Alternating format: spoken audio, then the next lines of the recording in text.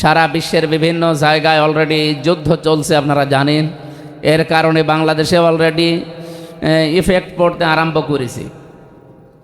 এবছরের যে সাথে কি যে অনুষ্ঠানগুলো সামনে আসছে, এই অনুষ্ঠানগুলোতেও আলোকসজ্জা নিষিদ্ধ ঘোষণা করা হয়েছে বিভিন্ন মন্ত্রীদের পক্ষ থেকে। তার মানে দেশের অবস্থা কোন জায়গায় যাচ্ছে।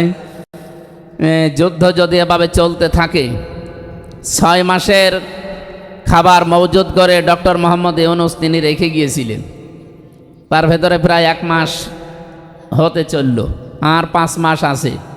এই অবস্থায় যদি চলে, এই 23-24 দিনের যে অবস্থান বাংলাদেশে দেশি এবং আন্তর্জাতিকভাবে যেগুলো দেখা হচ্ছে, যারা সরকার গঠন করেছে এবং যারা আমরা এই দেশে বাস করি, তারা যদি এখনও কন্ট্রোল হতে না পারি, 6 মাসও যাওয়া সম্ভব না। 5 আগস্ট কিন্তু 6 মাসের আগেই চলে আসবে। আমরা চাই না যে 5 আগস্ট আবার এই 5 মাস পরে যেটা আসতেছে এটা আবার ওই রকম কালো অন্ধকার হয়ে এই জাতির ওপরে আসুক। তাহলে অনেকগুলো, এই যে বলছিলেন না মাওলানা আব্দুল লতিফ খান, যে অনেকগুলো মানুষের জীবন আমরা হারিয়েছি। এই জন্য আমরা এখান থেকে যেহেতু রেকর্ড হচ্ছে, চলে যাবে অনেক দূর। সবাইকে আহ্বান জানাচ্ছি আমি আপনাদের খাদেম হিসাবে, জুলাই সনদ যে উদ্দেশ্য নিয়ে বাস্তবায়ন হওয়ার কথা, হ্যাঁ ভোট যেহেতু বিজয় হয়েছে, 100 জনের 69 জন মানুষ এখানে রায় দিয়েছে। কার ইশারায়, কাদের ইশারায় এই জাতির সাথে গাদ্দারি করে দেশকে আবার পিছিয়ে নেওয়ার ষড়যন্ত্র চলছে আমরা জানি না।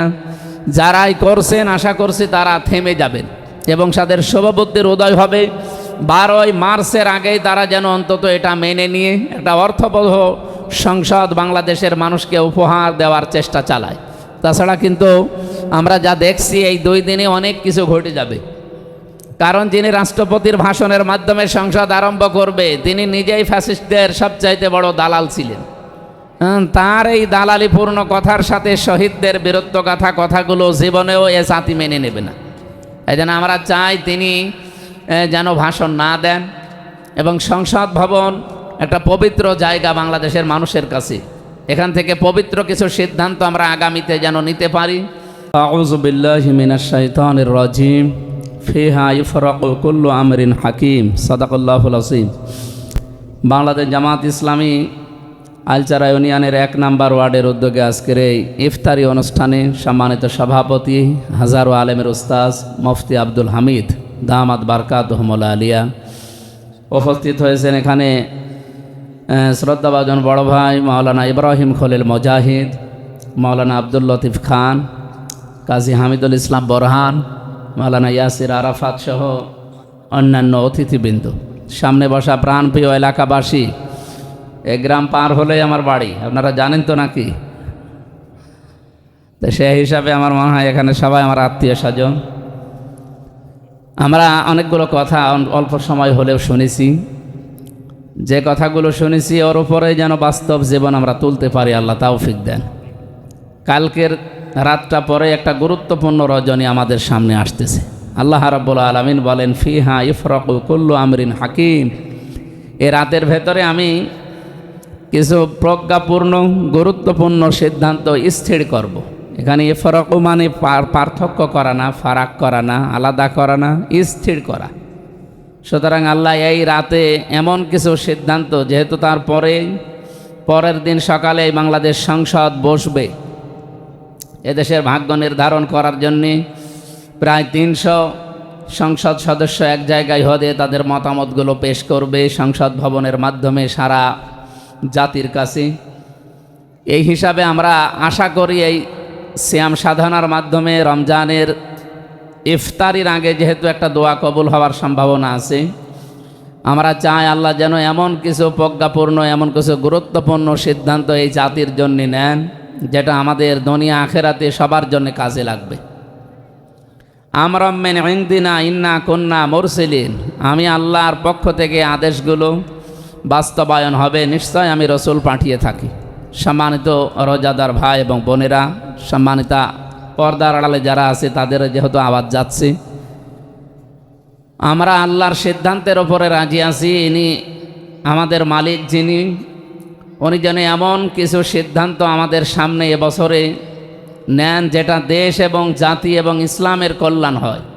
কারণ অনেক চতুর্মুখী ষড়যন্ত্র অলরেডি চলছে, এখনও থেমে নেই। দেশ এবং বিদেশের যে সমস্ত ষড়যন্ত্রগুলো আছে এগুলো কখনোই এককভাবে জামাত ইসলামী বাংলাদেশ বলেন এবং এই 11 দল বলেন এদের দ্বারা কন্ট্রোল করা বা এদের দ্বারা উতরিয়ে যাওয়া সম্ভব না। আমরা যে মেকানিজমের শিকার হয়েছি, যে ইঞ্জিনিয়ারিংয়ের শিকার হয়েছি, এইটা যেন আগামীতে আর কেউ করতে না পারে, এখন থেকে আমাদের সতর্কতা এবং মহান আল্লাহর যে সিদ্ধান্ত বাস্তবায়নের কথা, ফি লাইলাতি মুবারাকাতিন ইন্না কুন্না মুনজিরিন, এই গুরুত্বপূর্ণ রজনীতে আমরা সবাই মিলে এই ইফতারের আগে দোয়া করতে চাই। আল্লাহর সাহায্য ছাড়া, তার সিদ্ধান্ত ছাড়া এই বাস্তব সামনের আমাদের দেশকে, জাতিকে বাঁচানো কোনো ক্রমেই সম্ভব না। সারা বিশ্বের বিভিন্ন জায়গায় অলরেডি যুদ্ধ চলছে, আপনারা জানেন। এর কারণে বাংলাদেশে অলরেডি ইফেক্ট পড়তে আরম্ভ করেছে। এবছরের যে সাথে যে অনুষ্ঠানগুলো সামনে আসছে, এই অনুষ্ঠানগুলোতেও আলোকসজ্জা নিষিদ্ধ ঘোষণা করা হয়েছে বিভিন্ন মন্ত্রীদের পক্ষ থেকে। তার মানে দেশের অবস্থা কোন জায়গায় যাচ্ছে। যুদ্ধ যদি এভাবে চলতে থাকে, 6 মাসের খাবার মজুদ করে ডক্টর মোহাম্মদ ইউনূস তিনি রেখে গিয়েছিলেন, তার ভেতরে প্রায় 1 মাস হতে চলল, আর 5 মাস আছে। এই অবস্থায় যদি চলে, এই 23-24 দিনের যে অবস্থান বাংলাদেশে দেশি এবং আন্তর্জাতিকভাবে যেগুলো দেখা হচ্ছে, যারা সরকার গঠন করেছে এবং যারা আমরা এই দেশে বাস করি, তারা যদি এখনও কন্ট্রোল হতে না পারি, 6 মাসও যাওয়া সম্ভব না। 5 আগস্ট কিন্তু 6 মাসের আগেই চলে আসবে। আমরা চাই না যে 5 আগস্ট আবার এই 5 মাস পরে যেটা আসতেছে এটা আবার ওই রকম কালো অন্ধকার হয়ে এই জাতির ওপরে আসুক। তাহলে অনেকগুলো, এই যে বলছিলেন না মাওলানা আব্দুল লতিফ খান, যে অনেকগুলো মানুষের জীবন আমরা হারিয়েছি। এই জন্য আমরা এখান থেকে যেতে রেকর্ড হচ্ছে, চলে যাবে অনেক দূর। সবাইকে আহ্বান জানাচ্ছি আমি আপনাদের খাদেম হিসাবে, জুলাই সনদ যে উদ্দেশ্য নিয়ে বাস্তবায়ন হওয়ার কথা, হ্যাঁ ভোট যেহেতু বিজয় হয়েছে, 100 জনের 69 জন মানুষ এখানে রায় দিয়েছে। কার ইশারায়, কাদের ইশারায় এই জাতির সাথে গাদ্দারি করে দেশকে আবার পিছিয়ে নেওয়ার ষড়যন্ত্র চলছে আমরা জানি না। যারাই করছেন আশা করছি তারা থেমে যাবেন এবং তাদের শুভবুদ্ধির উদয় হবে। 12ই মার্চের আগেই তারা যেন অন্তত এটা মেনে নিয়ে একটা অর্থবহ সংসদ বাংলাদেশের মানুষকে উপহার দেওয়ার চেষ্টা চালায়। তাছাড়া কিন্তু আমরা যা দেখছি এই 2 দিনে অনেক কিছু ঘটে যাবে। কারণ যিনি রাষ্ট্রপতির ভাষণের মাধ্যমে সংসদ আরম্ভ করবে, তিনি নিজেই ফ্যাসিস্টদের সবচাইতে বড় দালাল ছিলেন।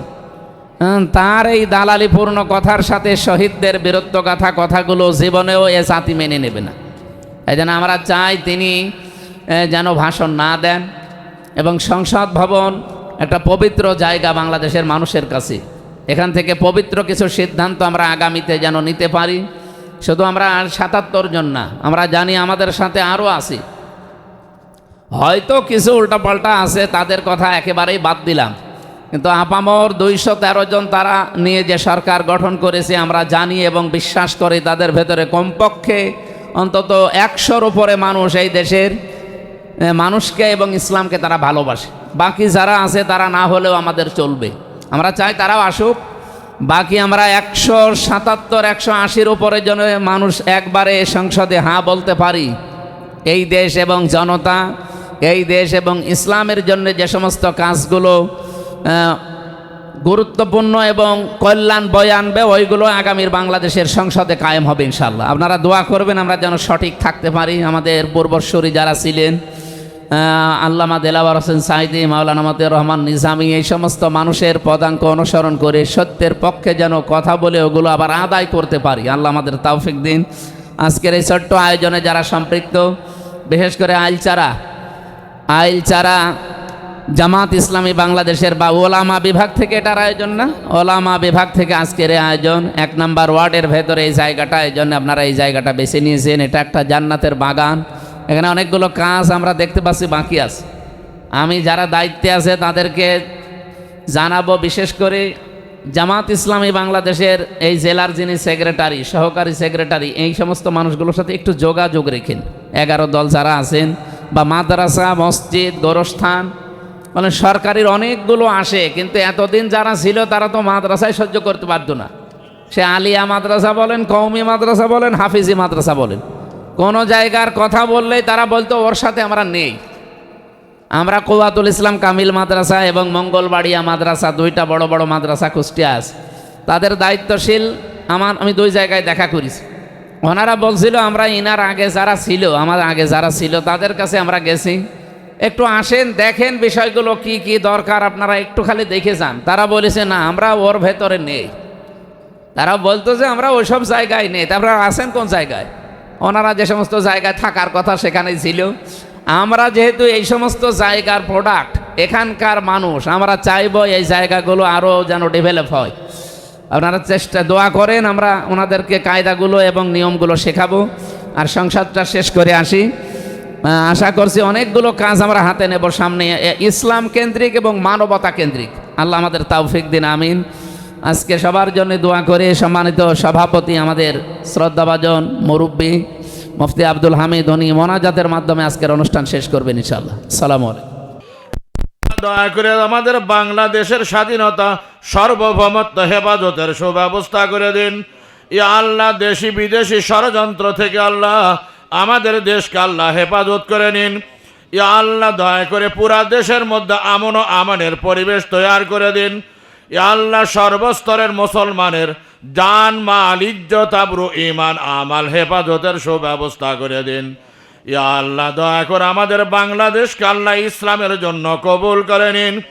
ইয়া আল্লাহ, দয়া করে আমাদের বাংলাদেশের সরকারি দল বিরোধী দল সকলকে আল্লাহ ঐক্যবদ্ধভাবে দেশের স্বার্থে, জনগণের স্বার্থে, ইসলামের স্বার্থে কাজ করার তৌফিক দিন। ইয়া আল্লাহ, কুষ্টিয়ার সংসদ সদস্য মাওলানা আমির হামজা সাহেবকে আল্লাহ সুষ্ঠুভাবে আল্লাহ দায়িত্ব পালন করার তৌফিক দিন। ইয়া আল্লাহ, সমস্ত রকাওয়াটগুলিকে আল্লাহ দূর করে দিন। ইয়া আল্লাহ, সমস্ত রকাওয়াটগুলিকে আল্লাহ দূর করে দিন। ইয়া আল্লাহ, দয়া করে সমস্ত রকাওয়াটগুলিকে আল্লাহ দূর করে দিন। ইয়া আল্লাহ, দয়া করে সর্বপ্রকারের আল্লাহ নিরাপত্তার ব্যবস্থা করে দিন। ইয়া আল্লাহ, আমন ও আমানের পরিবেশ তৈরি করে দিন। ইয়া আল্লাহ, নির্ভীকভাবে আল্লাহ তাকে দায়িত্ব পালন করার তৌফিক দিন। ইয়া আল্লাহ, পুরা দেশের যারাই সংসদে দায়িত্বশীল হয়েছে মাওলা, ইয়া আল্লাহ, দয়া করে সকলকে ইসলামের জন্য কবুল করে নিন। ইয়া আল্লাহ, ইসলামের গুরুত্ব সকলকে বুঝিবার তৌফিক দিন। ইয়া আল্লাহ, পুরা বিশ্বের মুসলিম রাষ্ট্রগুলিকে আল্লাহ হেফাজত করে নিন। ইয়া আল্লাহ, সমস্ত মুসলিম রাষ্ট্রের দায়িত্বশীলদের মধ্যে আল্লাহ গায়রত দিয়ে দিন।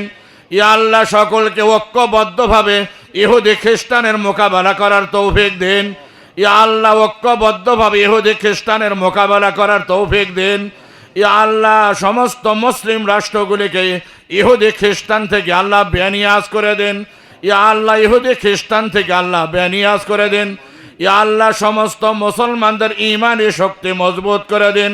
ইয়া আল্লাহ, সমস্ত মুসলমানদের ইমানি শক্তি মজবুত করে দিন। ইয়া আল্লাহ, বাংলাদেশের সংসদকে আল্লাহ ইসলামের সংসদ হিসাবে কবুল করে নিন। ইয়া আল্লাহ, ইসলামী সংসদ হিসাবে কবুল করে নিন। ইসলামের বিরুদ্ধে কথা বলার মতো কারো যেন সাহস না হয় মাওলা। ইয়া আল্লাহ, দয়া করে সর্বস্তরের সদস্যদের ইমানি শক্তি মজবুত করে দিন। ইয়া আল্লাহ, সর্বস্তরের মানুষের হালাল কামাইয়ের মধ্যে বরকত দিয়ে দিন। ইয়া আল্লাহ, সমস্ত ব্যবসায়ীদের হালাল ব্যবসার মধ্যে বরকত দিয়ে দিন। ইয়া আল্লাহ, দয়া করে সকলকে হারাম থেকে বেঁচে থাকার তৌফিক দিন। রব্বানা তাকাব্বাল মিন্না ইন্নাকা আনতাস সামিউল আলিম ওয়া তুব আলাইনা ইন্নাকা আনতাত তাওয়াবুর রহিম। রব্বানা আতিনা ফিদ দুনিয়া হাসানাতাও ওয়া ফিল আখিরাতি হাসানাতাও ওয়া কিনা আযাবান নার ওয়ারহামনা মাআহুম বিরহমাতিকা ইয়া আরহামার রাহিমিন।